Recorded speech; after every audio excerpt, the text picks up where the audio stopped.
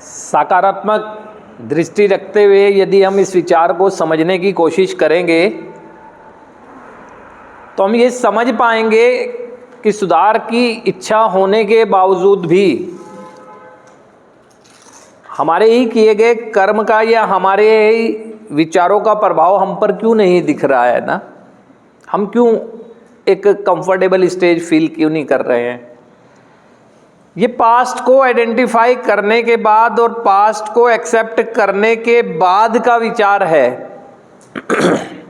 हम सब लोग अपने पास्ट से अच्छी तरह से परिचित हैं। हमें पता है कि हमारे किए गए कर्मों का परिणाम ही है जो आज के दिन हम पर एक दबाव बना रहा है और हमारे को एक निराशा की स्थिति में ले जा रहा है। उस निराशा की स्थिति में भी हमारी आज भी एक प्रबल इच्छा है कि हम एक बेहतर जिंदगी जिएं, और उस बेहतर जिंदगी जीने के लिए कहीं ना कहीं हम किसी पर विश्वास करने की शुरुआत भी कर चुके हैं और मांग रहे हैं कि वो जीवन का मार्ग हमें दिखा जिस पर चलकर हम जिंदगी बेहतर कर सकें। प्रार्थना कर रहे हैं हम अपनी बेहतर जिंदगी के लिए।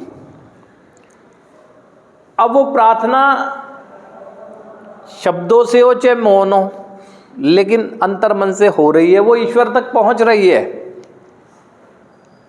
और जिस चीज के लिए हम प्रार्थना कर रहे हैं, ईश्वर हमें वो किसी न किसी माध्यम से हम तक पहुंचाने की कोशिश कर रहा है, लेकिन हम उसकी कोशिश को नाकाम कर दे रहे हैं। कैसे? कम्युनिकेशन कंप्लीट कब होता है? जब कहने वाला, सुनने वाला और उसका क्रिया प्रतिक्रियाएं हो।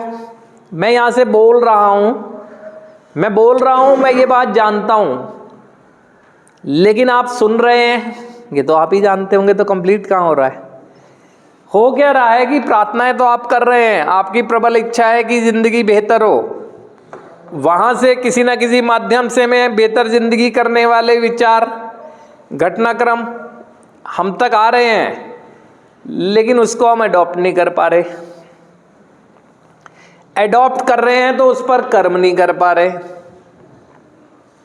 तो जब विश्वास कर लिया, हमारा एक संबंध हो गया ईश्वर से, तो भागीदारी हमारी क्या है? साझेदारी वो निभा कहाँ रहे हैं हम? हमारा कांटेक्ट खत्म हो गया था हमारी इनसेन एक्टिविटीज की वजह से, हमारे नकारात्मक कर्म की वजह से हमने अपने आप को